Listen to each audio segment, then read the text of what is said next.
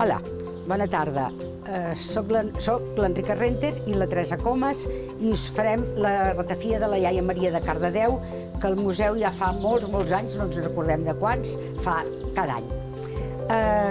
Primer us voldria posar una mica amb antecedents del que cal per fer la ratafia. Primer que res ens calen uns estris molt simples, una garrafa, que sigui sobretot un recipient de vidre i que transparent. I hem de calcular que ens sigui la suficient capacitat com perquè ens quedi, un cop posada tots els ingredients de la ratafia, el sucre, l'anís, tot, ens quedi una tercera part buida, perquè la ratafia genera uns vapors que al seu torn genera uns altres i necessiten espai per anar-se col·locant.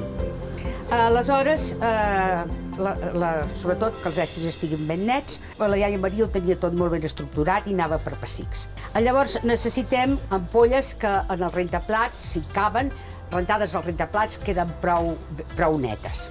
Necessitem un mesurador per l'anís, un embut per posar l'anís i el sucre a la garrafa i llavors necessitem les herbes.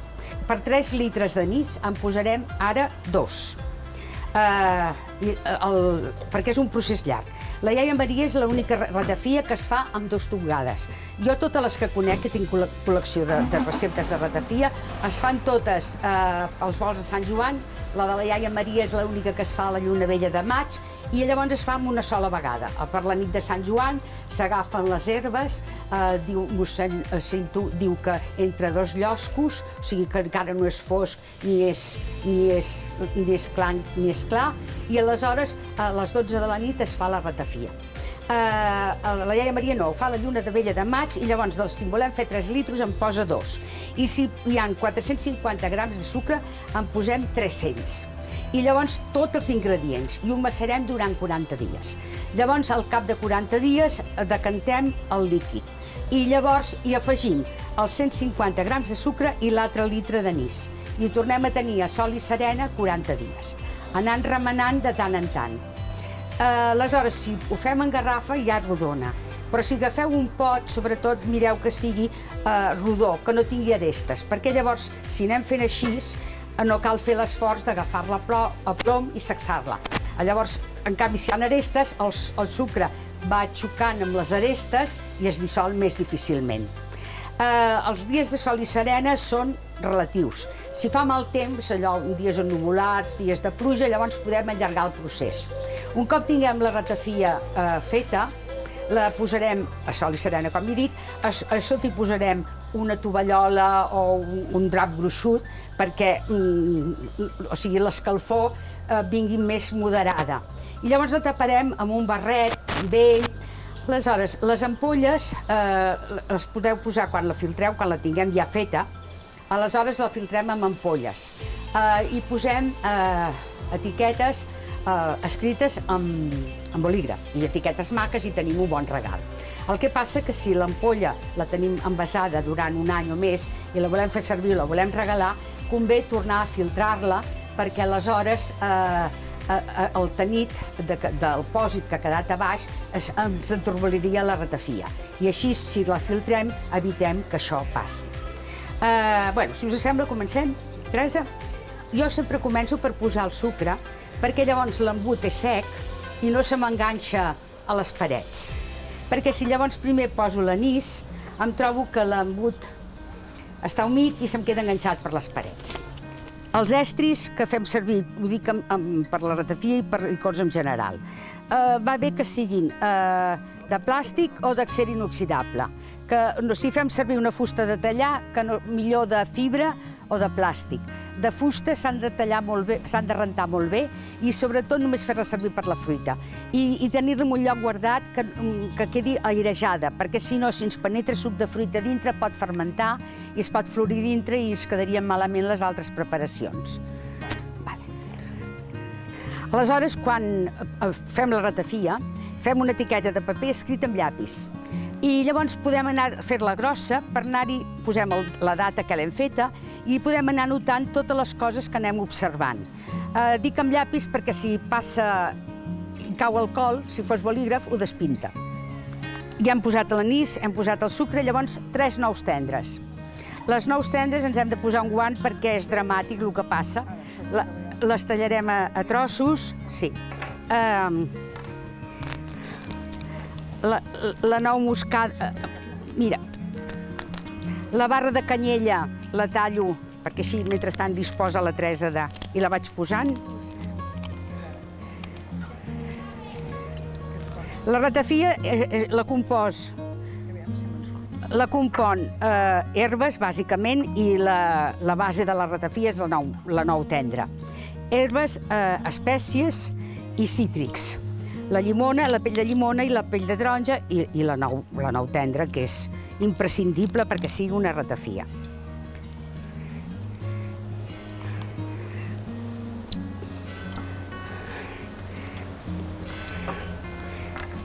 I hem de posar 10 granes de ginebró. 3 fulles de malva rosa. Hi posarem 3 pessics de tarongina, 3 pessics de menta, 3 pessics de farigola, 3 pessics d'espígol. Amb el romaní sigueu prudents, allò de 3 pessics poseu-ne 2, perquè el romaní és molt fort, domina molt i dona un gust amargant que a vegades no és del tot agradable. Les herbes es recomana collir-les cap al tard quan ja estan fredes, ja no estan calentes del sol, ja s'han refredat i encara no hi ha la rosada. O bé de primera hora, quan la rosada s'ha assecat i encara no estan calentes del sol.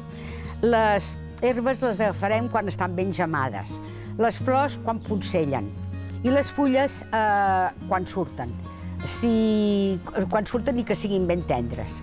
I llavors l'escorça i l'arrel la tallarem quan la planta està en hibernació, en repòs, per tal de no fer-la malbé.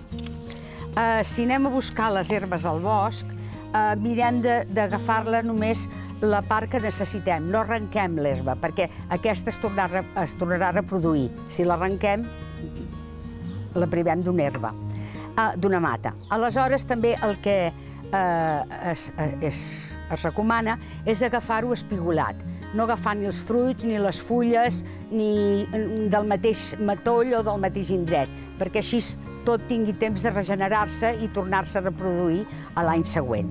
Les herbes, si les aneu a buscar, millor que siguin fora camins i lluny de sembrats, per tal d'evitar la pols del camí i els pesticides dels sembrats.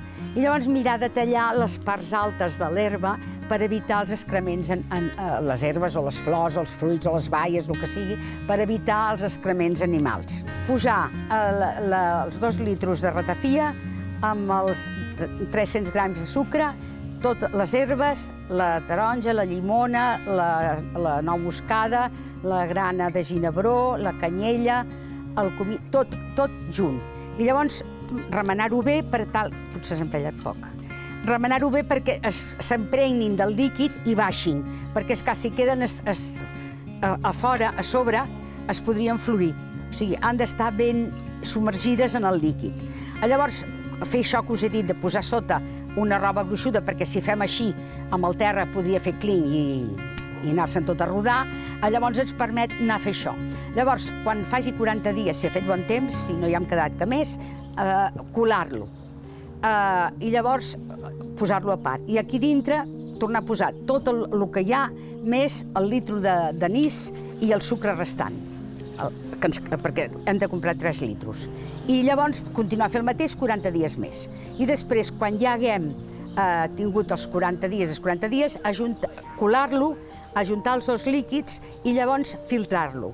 I llavors podem filtrar amb un embut, si és de parets rectes també va bé, amb cotó hidròfil o bé podem posar també els filtres de la melita, però no van bé, però dura res, una posada, perquè s'obren de seguida. O sigui, el que va més bé és gairebé el cotó hidròfil, o ja venen, doncs que això ens ho porten de França, uns draps que són una malla gruixuda que deixa passar el líquid però no deixa passar les impureses.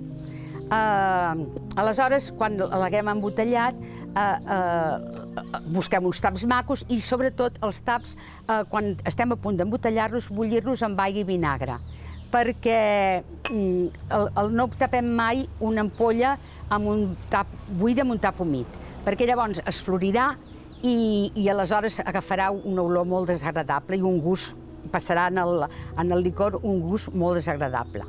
Aleshores va bé bullir-ho, mentre estem fent, bullir-los 5 minuts, posar-los sobre un drap perquè es corrin una mica i ja tapar-los automàticament.